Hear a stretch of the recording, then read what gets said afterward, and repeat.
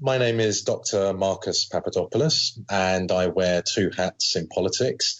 The first hat is editor of Politics First, which is the official publication of the UK Houses of Parliament.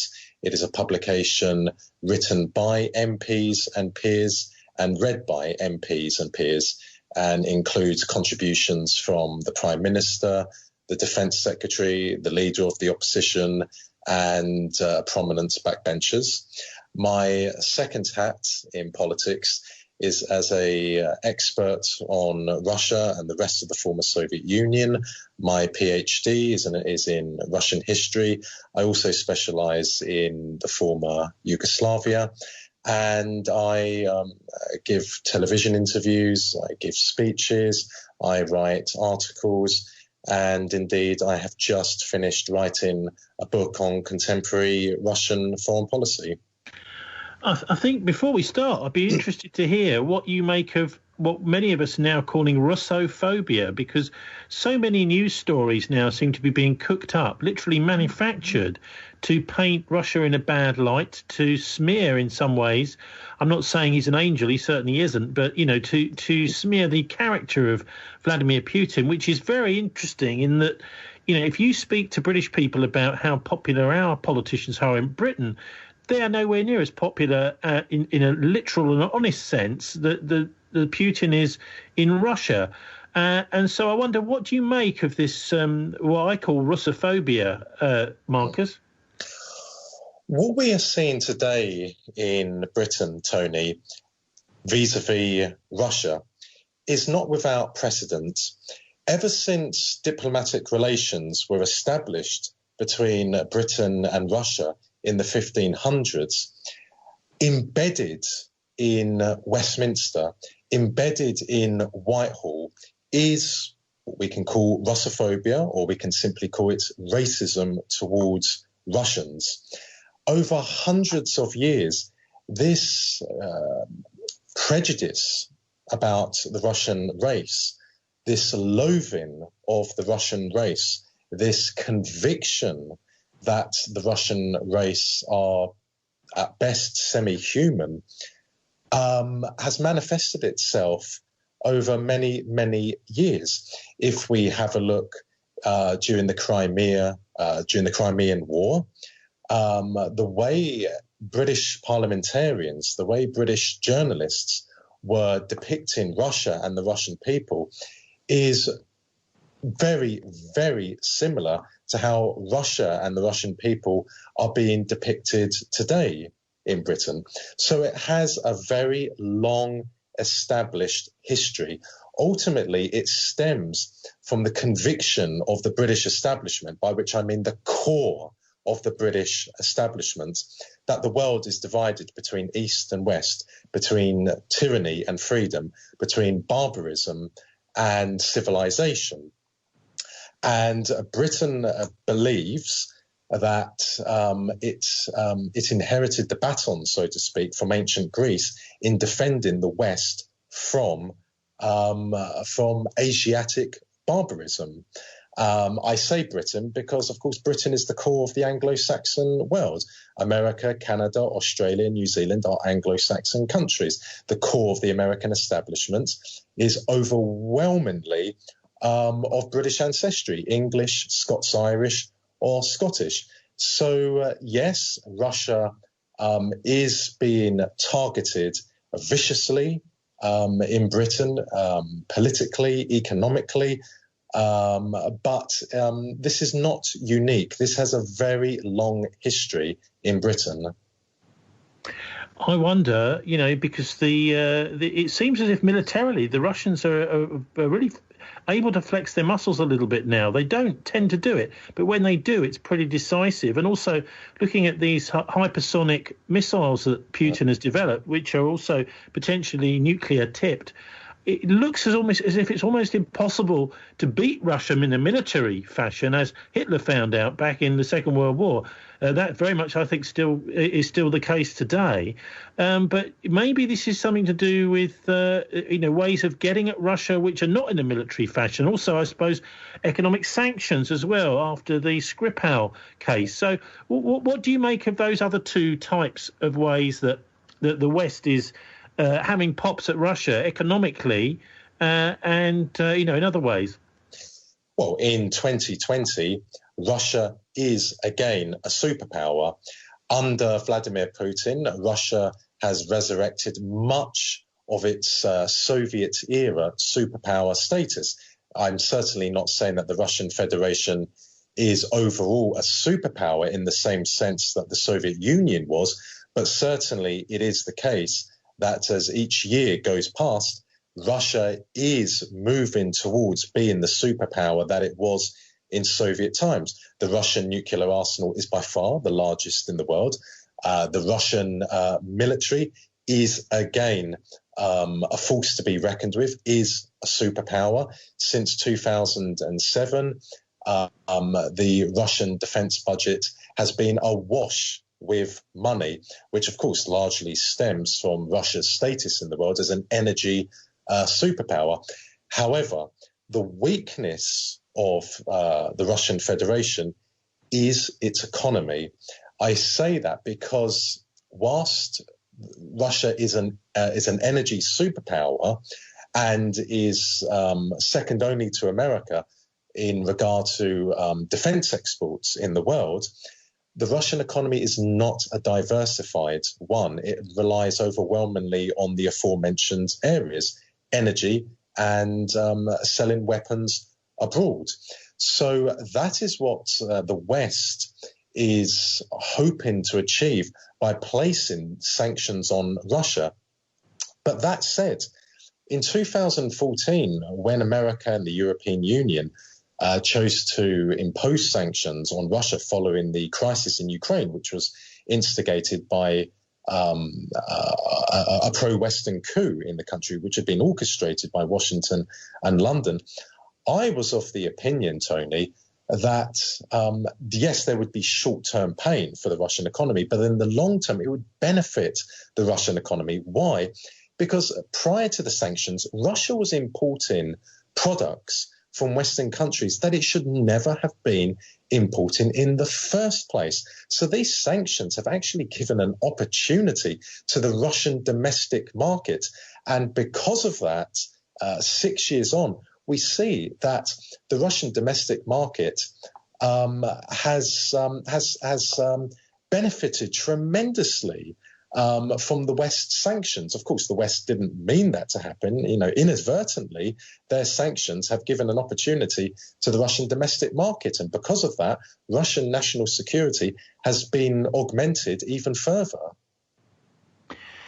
Interesting. Well, what about Belarus, though? Because that's been in the news recently. It's it's in the sort of the northern part of Europe. It's not often talked about or known about, but it's been in the news massively over the last month or so since Lukashenko's successful election there. I suppose the first question, Marcus, is, how honest an election was that in a country which, is dominated by Lukashenko, and one would imagine that it's not too difficult for him to actually fix an election. Let me set the scene, first of all, Tony, by saying that the Soviet Union was not a prison of peoples, as is alleged by British and American politicians and journalists. In March 1991, Mikhail Gorbachev held a referendum in the Soviet Union in which the Soviet people were asked, do they wish to preserve the Union of Soviet Socialist Republics? 76% of the Soviet people chose to vote in the affirmative, namely to preserve the USSR. So that on its own demonstrates that the Soviet Union was not a prison of peoples. And in Belarus, the percentage of people who voted to preserve the USSR was in excess of 80%.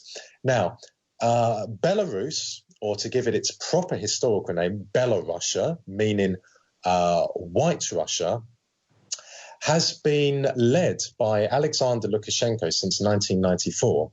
Alexander Lukashenko is an authoritarian leader, but that is in the DNA of all Russian leaders. Russia, Belarus, we're talking about the same people. Belarusians are Russians.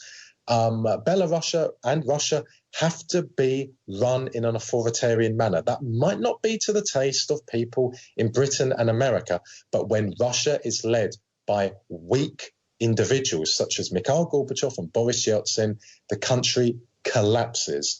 Now, Alexander Lukashenko prevented the catastrophe which befell Russia in the 1990s from striking in Belarus, because he ensured that the Belarusian economy would be, largely speaking, a state-run economy.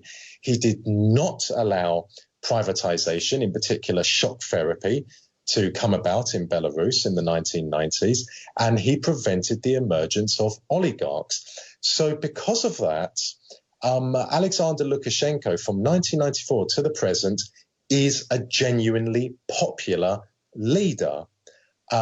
He ensures that Belarus has one of the most stable of societies in Europe. People there all have jobs. They all have homes. There is no homelessness. There is barely any crime. People are paid their salaries on time. People are paid pensions. The healthcare is free and excellent. Transportation is very, very affordable and is excellent. So Alexander Lukashenko has been re-elected as president for all these years now because he's genuinely popular amongst the Belarusian people. So why all this criticism from almost every news outlet in the West saying they believe that he has fixed this election, that he's not a legitimate president? Well, first of all, America and Britain are not sincere when they say they are committed to democracy and human rights. That is simply an untenable argument for anyone to make. If America and Britain were genuinely committed to those concepts, then they would not have strategic partnerships with some of the most appalling, some of the most wicked of countries in the world, such as Saudi Arabia. No. What the West, Britain, America, have been doing on the territory of the former Soviet Union for nearly 20 years now, or what Russia calls the near abroad, is orchestrating a number of coups in order to weaken Russia's position on the territory of the former Soviet Union. The near abroad is the number one priority for Russian foreign policy. If Russia loses its predominant position in the near abroad, then Russia has no hope whatsoever of being a superpower. That is why, after Vladimir Putin came to the helm of power in Russia, he dictated that the number one foreign policy objective for Russia would be to secure the near abroad. And Russia today, with the exception of the Baltic states and Ukraine, is the predominant outside force in Belarus, in the South Caucasus, and in Central Asia. But nonetheless, the West have been successful in bringing about coups in the former Soviet Union. So we had the coup in Georgia in 2003. We had the coup in Ukraine in 2004. We had a coup in Kyrgyzstan in 2005. And most notably of all, the coup in Ukraine in 2014. So sorry, that's Marcus, yes. Let me just stop you, because didn't you say something about a coup in Ukraine in 2004 there? Did you mean somewhere else?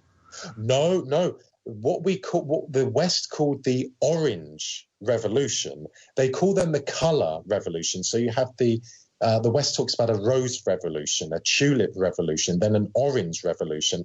But in reality, these so-called colour revolutions in the former Soviet Union have been simply coups organised by Washington and London. Now, the Orange Revolution, which brought Viktor Yushchenko to power at the beginning of 2005, failed because Viktor Yanukovych, who was more at one with Russia, came to power 5 years later in 2010. But then the West struck back in Ukraine at the beginning of 2014.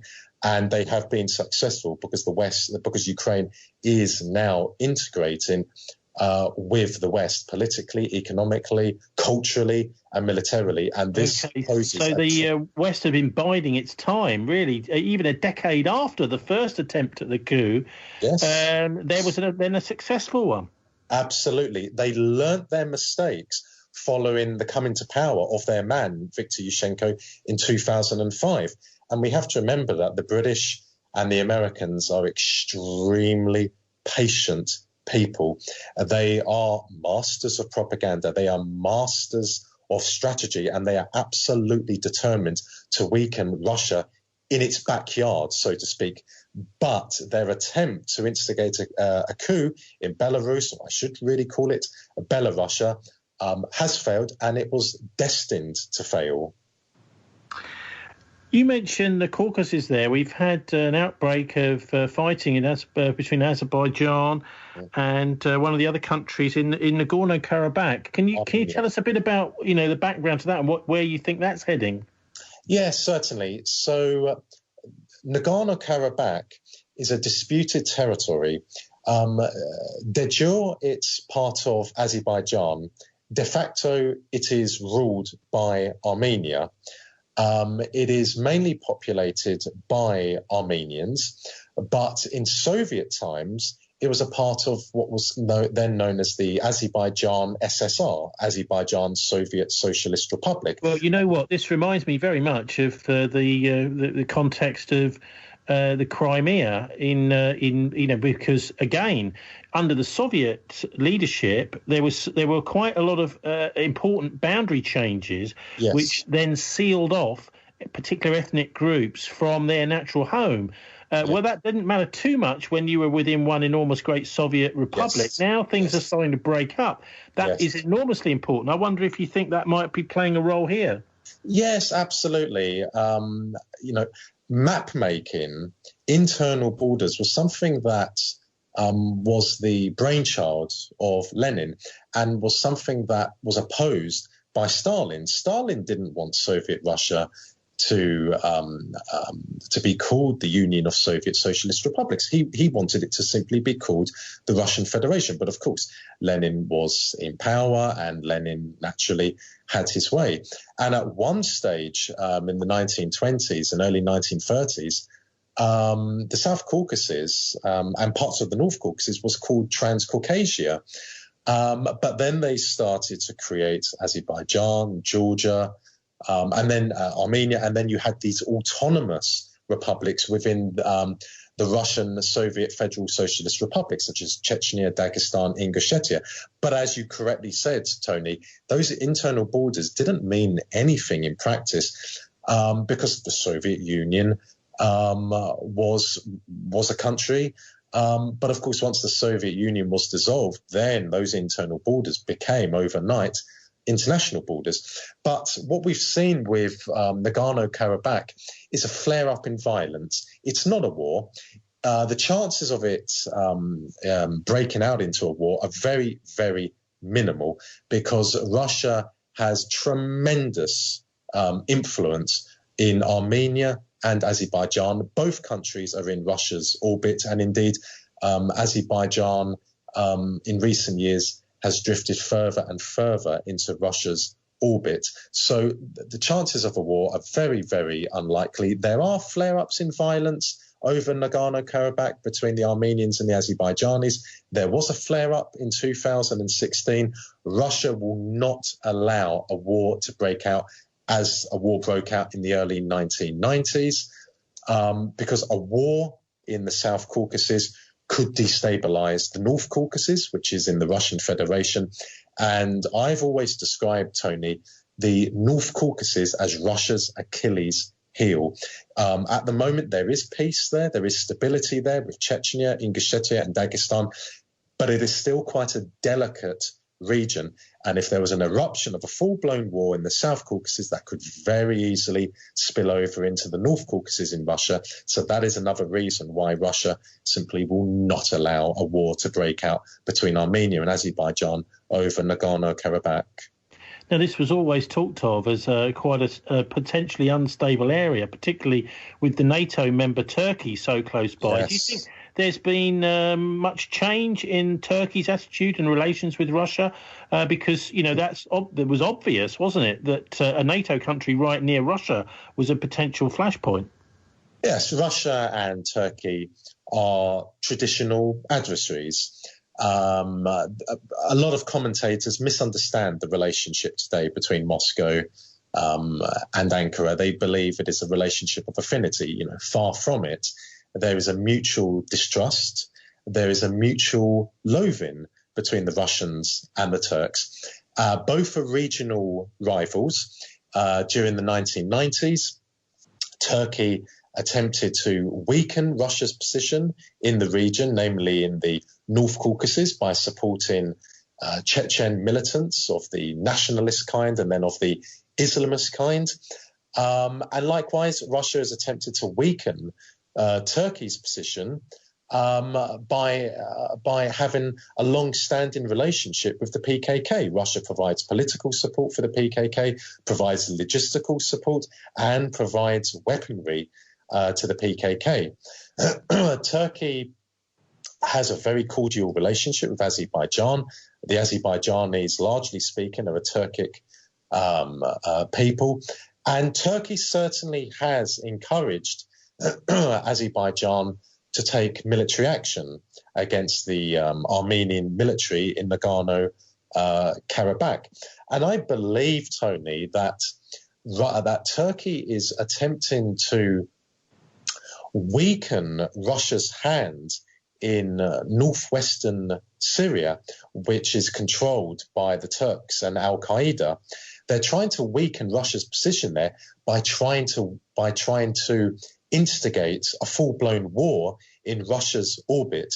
Because if a full-blown war did erupt between Armenia and Azerbaijan over Nagorno-Karabakh, and if it did spill into the North Caucasus, then of course Russia would be distracted from what's going on in Syria and would have to focus on solving the situation in the South Caucasus and also in the North Caucasus. So what we are seeing is a continuation of Russian-Turkish rivalry. Fascinating. I mean, I look at this and I try and sometimes step back and, get my big globe of the world, spin it round and think, well, look, here you've got a very powerful China economically, and in fact getting to the point where they've basically beaten the Americans at capitalism. Much cheaper, better goods they're producing at a much better value, and then there's obviously the United States, a big powerful force in the world, very, very aggressive militarily. The two main superpowers.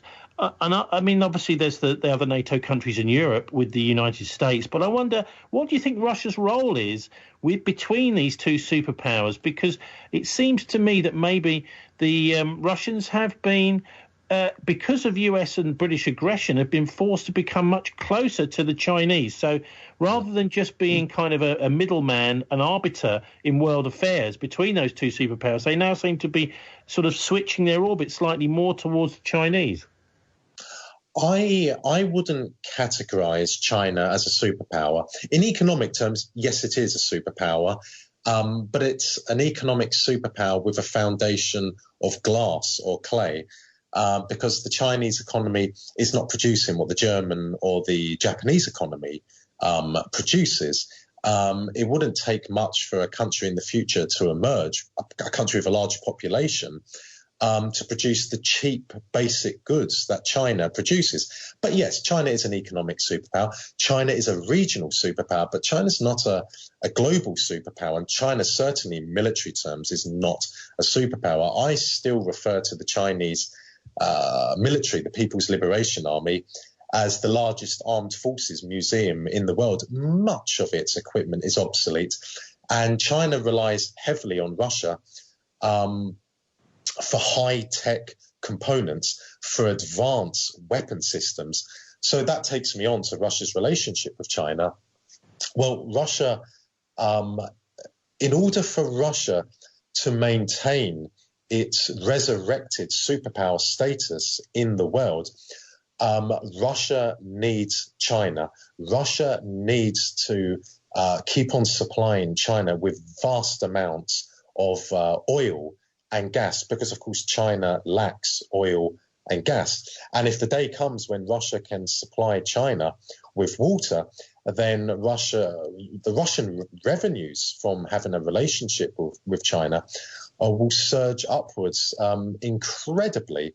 So Russia needs China, but China needs Russia. Without Russia, then the Chinese economy would become hamstrung. So the relationship between China and Russia is not a relationship of affinity. It is what I call a relationship of necessity. For China to strive towards becoming a global superpower, they need Russia. They need Russian oil and gas, and they need advanced Russian weaponry. They need advanced Russian components. So, for example, the Chinese have a fifth-generation aircraft. It flies, and that is a tremendous success by the Chinese. But they don't have the components for the cockpit. So at the moment, Tony, the Chinese are calling on the Russians to supply them with these components. The Russians haven't made a decision on that yet. So that takes me on to why. Because there is still suspicion between Beijing and Moscow between each other. Russia is conscious about China's growing might, including growing military might. So Russia doesn't really want to potentially build up a country which could become an adversary of Russia. Also, China is very suspicious at how Russia has an exceptionally close relationship with India and Vietnam, which is two of China's most problematic of countries in the world. And yes, you could call them foes. And there's the potential for a war between China and India, and also China and Vietnam. And Beijing knows that the reason why Vietnam and India have become so emboldened in recent years to stand up to China is because they are awash with Russian weaponry, including advanced weaponry. So it's a relationship of necessity between Moscow and Beijing. I see no reason in the foreseeable future, Tony, as to why that relationship of necessity will break down.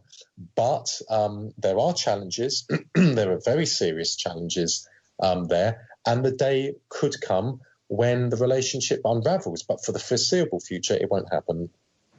Let's get back to Belarus, and their lockdown didn't happen, did it? What do you make of the claims by Lukashenko that the IMF offered him nearly $1 billion in bribes in order to have a lockdown? I didn't realise that the IMF had this kind of authority to give money. I mean, I suppose they would say, well, this is to compensate you if you have a lockdown, but you won't get it if you don't do a lockdown. Well, the International Monetary Fund or IMF, which is more commonly known as, is not an independent body. It is one of the most potent weapons of the American government. And it's certainly the case that the Americans attempted and have attempted over the last few years to try and cause a wedge between Belarus and Russia. And yes, they attempted to bribe Lukashenko as a way of attempting to gain a foothold in Belarus. But Lukashenko was never going to allow the West to have a foothold in Belarus. And he knew as well that because Belarus is de facto a province of the Russian Federation, or is a Russian protectorate, that was never going to happen. But nonetheless, he was approached by the Americans. The reason they attempted to bribe him was to gain a foothold in Belarus. Lukashenko does not believe that what is known as COVID-19 warrants social distancing, let alone a lockdown.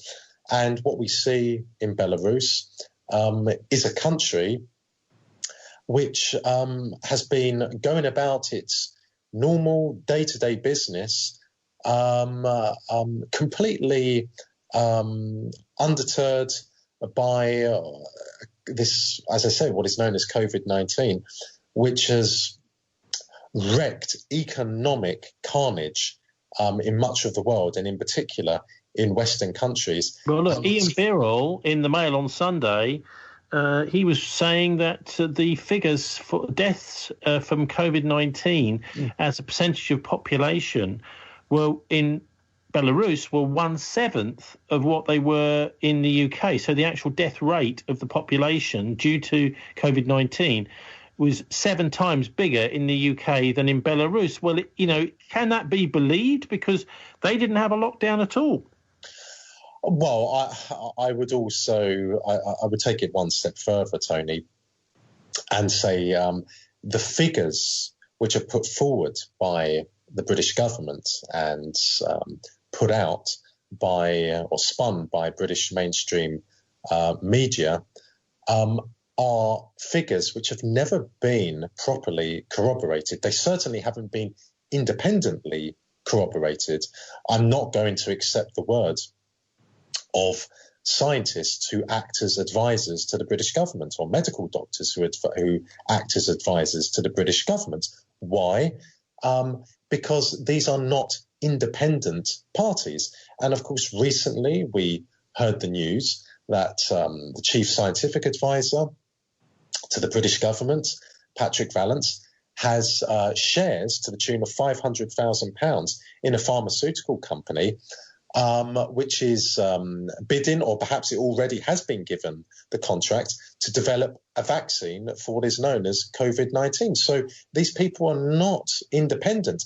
If this was a court of law would not rule them as independent parties. Yes, we can listen to what they have to say, but they're not independent because they are acting because of the capacity in which they are acting in. Okay, so the interesting news this week was that we had Dominic Raab imposing sanctions on Lukashenko over the treatment of protesters over in Minsk and in other cities. I mean, it is fair to say, isn't it, that the police have been particularly brutal with these protesters, and there are lots of evidence of people being beaten up in prison and that sort of thing. Which country are we referring to now? Belarus. In Belarus. Well, number one, talk of 100,000 people, 200,000 people taken to the streets in Minsk, the capital of Belarus, was greatly exaggerated by Western politicians and Western media outlets. It's certainly the case that people did take to the streets. They had a right to do that. If Belarus was a dictatorship, then not one person would have taken to the streets. But yes, a few thousand people took to the streets. Was there violence? Yes, inevitably there was violence. There were certainly provocations by agent provocateurs who have been trained by the Americans and the British in Poland, in Ukraine, and in Lithuania and Latvia. As what happened in Ukraine, where the Ukrainian police in Kiev and the Ukrainian special police units, the Bakut, were provoked. So, yes, there was violence, but you have to ask who was provoking and why was there provocations. But in terms of people being taken to prisons and never being seen of again, well, has that been corroborated by British and American journalists? No, that hasn't been corroborated by them. But you must not allow a coup to take place against a legitimate president, against a legitimate government. The police are there for a reason. The military is there for a reason. If you're going to allow a coup to take place, well, you might as well not have a security apparatus in the first place. No, what the Americans and the British tried to achieve there was a coup using highly trained individuals in combat and also in media and in PR, and it failed, and it failed abysmally. The West knows that, Belarus knows that, Russia knows that, and as a result of that, we are now seeing the emergence, the materialization, I should say, of the Union state of Russia and Belarus, which in lay terms is the reunification of Belarus and Russia. Amazing. Well, look, the irony of all this, of course, is Dominic Raab is accusing Lukashenko of human rights abuses, of police brutality, on the same week that we had the police shut down an anti-lockdown, anti-COVID measures demonstration on Saturday, which was timed because of the important vote taking place this week to renew the Coronavirus Act, which was only allowed to be on the statute book for 6 months. So that was a very, very, obviously very important political demonstration that took place, but it was shut down by the police. Now, I understand you were there, Marcus. Is that true? Indeed, I was. I attended the protest on Trafalgar Square. I wasn't at the protest in Hyde Park. It is believed that there was about 30 to 35,000 people on Trafalgar Square. I'm told by police officers that the maximum capacity on Trafalgar Square is about 30,000. Well, I can assure you from now, Tony, that it was full. Okay, so can we just start by, if you can talk us through what you think some of the main issues around the legislation and the actions that have been being taken by the government under that act, and what you think some of the main issues that about that are, and then we'll talk in a minute about the actual day itself on Saturday. Well, I'm very, very concerned and very, very angry by the powers in the Coronavirus Act, because essentially people's civil liberties, people's freedoms, people's jobs are threatened by this act. It is simply pointless, irrelevant, immaterial for people to say, yes, but it's the act ensures that furlough will continue. Yes, but for how long? Furlough cannot continue indefinitely. No economy in the world can continue this. So what happens in 6 months' time? What happens in a year from now? These are very, very serious questions. And what we see emerging in Britain, and I have no problem in using this word, is tyranny, is a form of mass control. And I think the sooner that people, ordinary Britons, wake up to that, the better. And I applaud, Tony, the 100 or so Conservative MPs who have now chosen to speak out, who are now questioning the scientists and the medical doctors who surround the Prime Minister, Boris Johnson. And indeed, they are calling for them in some instances to be sacked.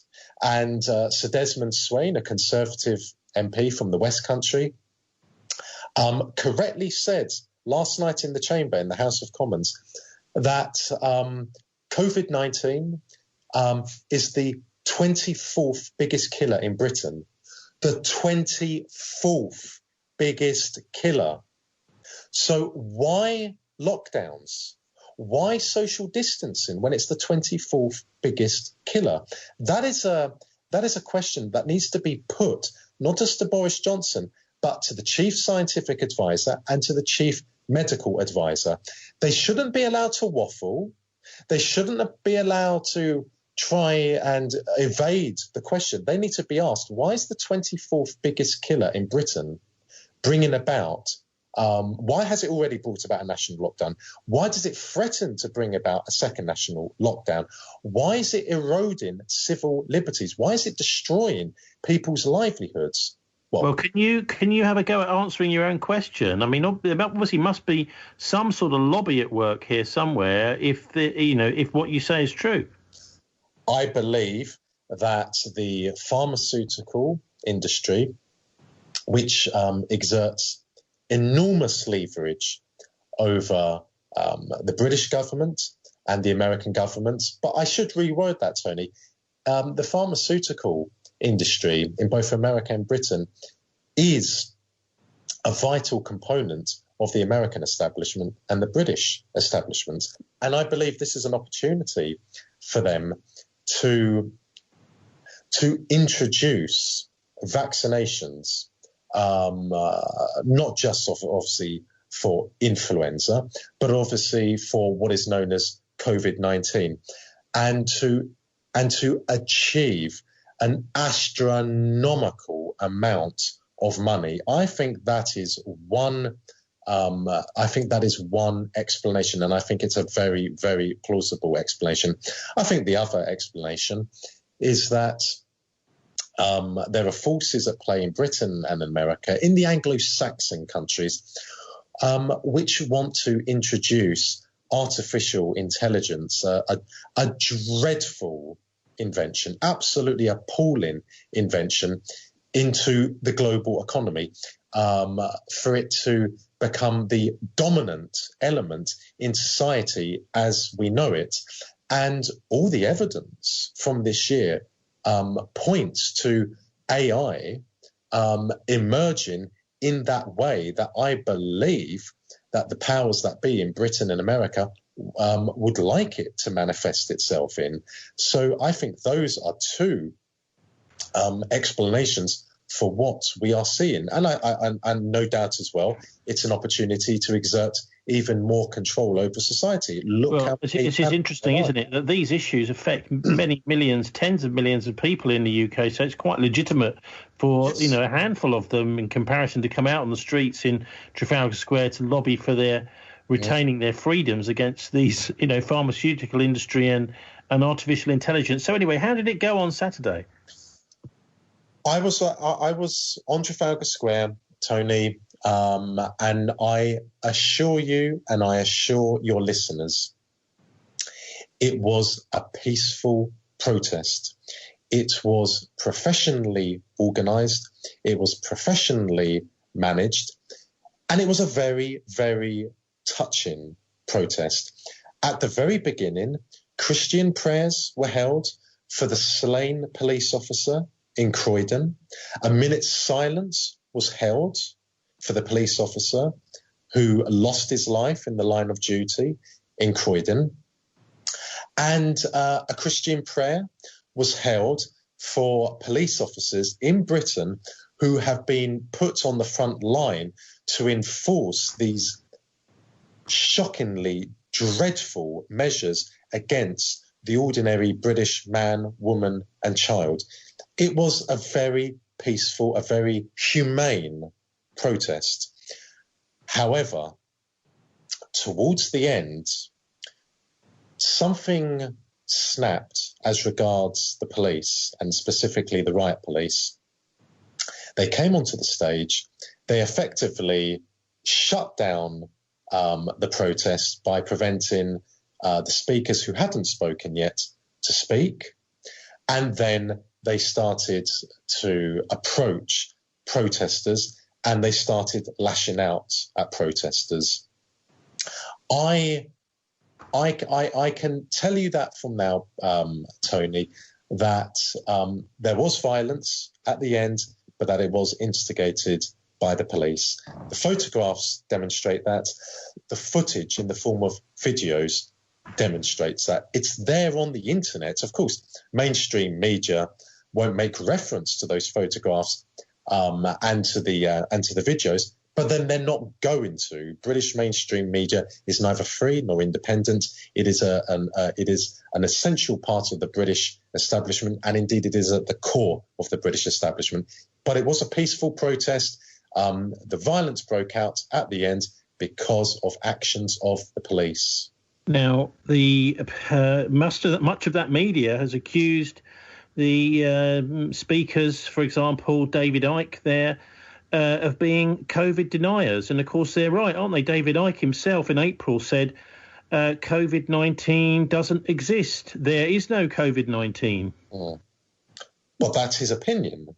I mean, I'm under the impression that Britain is a liberal democracy in which people have the right to express an opinion, that people have the right to protest.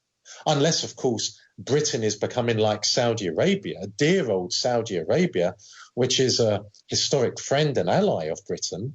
But David Icke is entitled to his opinion.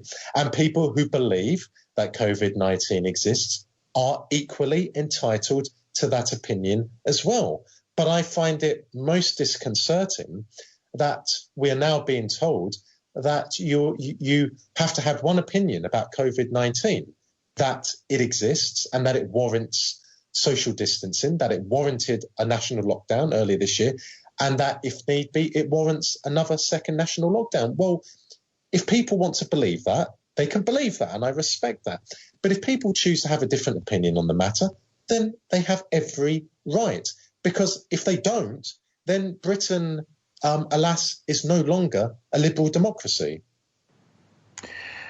One does wonder whether there is a little bit of over-egging of the pudding, certainly, whether this is another kind of Project Fear, a little bit like the Remainers Project Fear from Brexit. I mean, the media can be used, can't it, Marcus, to do this?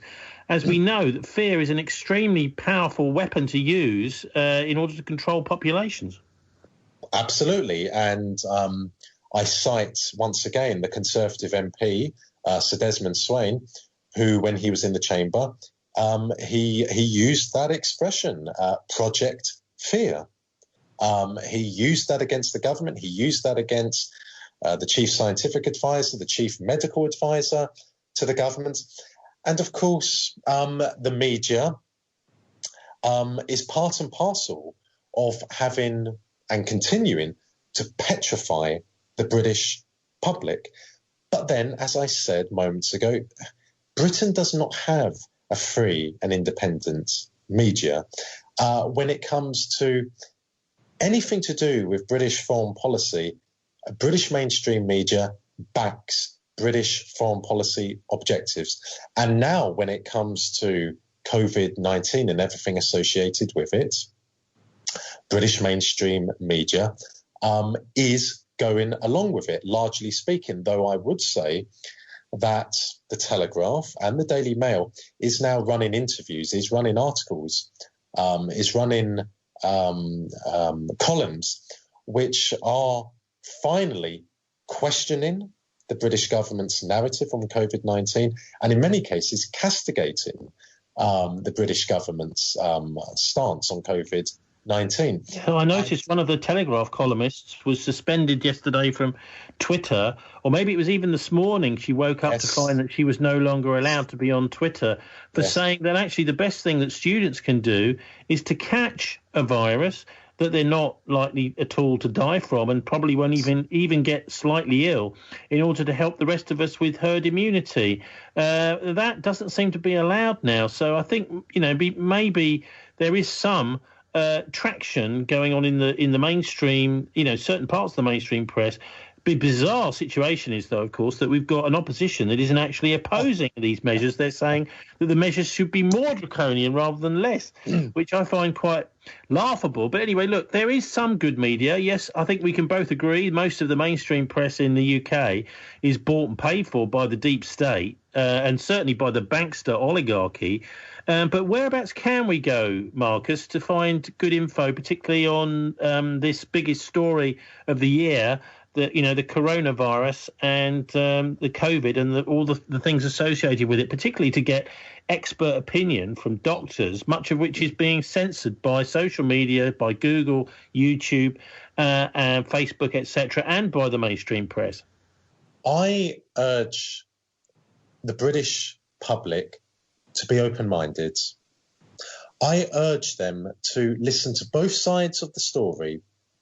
I urge them to listen to what the British government has to say, to listen to what British mainstream media has to say, and at the same time, listen to shows such as your one, Tony. Listen to alternative media, for example, Press TV or RT or Sputnik. Listen to what esteemed experts in their field have to say about what is known as COVID-19. By which I mean some of the world's most esteemed virologists. Listen to what they have to say. Okay, so can you name us some publications, websites, or specific doctors we should be looking out for? Well, in terms of media outlets, I would say that there are some very good opinions, some very good articles and interviews being run on the Telegraph. I know that might sound strange, but there are. Likewise with the Daily Mail or the Mail Online. I do believe they are places that people should be referring themselves to in order to get a more balanced opinion. There is a German doctor who was set to speak at the protest on Saturday, Dr. Heiko. He was the main doctor in this kind of Doctors of Enlightenment group in Germany who were saying some pretty shocking stuff, saying that the mainstream media in Germany was the Goebbels media and that the government was behaving like a fascist government in Germany. Yeah, correct. These are people whom I would urge the British public to listen to. If you don't want to agree with them, that's fine. They're surgeons and GPs, these people. They're not, sort of pundits, or they haven't got an axe to grind, it doesn't appear. Well, absolutely. Providing people draw a conclusion based on having considered both sides of the story, I'm fine with that. Even if I disagree with it, I'm fine with that, providing it's an informed opinion. But for the sake of society as we know it in Britain, for the sake of liberal democracy in Britain, people must listen to both sides of the argument. But also I think you should wind up by plugging your own site, Marcus. Well, look, I'm certainly not a medical doctor. I'm certainly not a scientist. But I have said from the very beginning of the lockdown and social distancing measures that the alarm bells, Tony, ring in my head when mainstream media does not offer a platform to experts in their fields. That can be about virology, that can be about Russia, that can be about Iran, that can be about Venezuela. Because when they do not offer a platform to experts who have a different opinion, I have to ask, why are they not offering them a platform? What is it they're frightened about? So the fact that some of the world's most distinguished virologists are not appearing on Sky News or Channel 4 News or BBC News is a source of great concern for me. So in terms of COVID-19, that's what I would say to your viewers. That's what I would say to people on Twitter who follow me. I would say, ask that question. Why are experts, leading experts in their fields, not being invited onto Sky News, for example, to express their opinion about what is known as COVID-19. Okay. And just what about how do people follow your work, Marcus? I'm on Twitter at Dr. Marcus P. I'm on Facebook, Marcus Papadopoulos. All of my television interviews, including mainstream media television interviews, are uploaded on my YouTube channel, which is Dr. Marcus Papadopoulos. Well, Marcus, thanks very much for joining us. It's been my pleasure, Tony. Thank you for having had me on.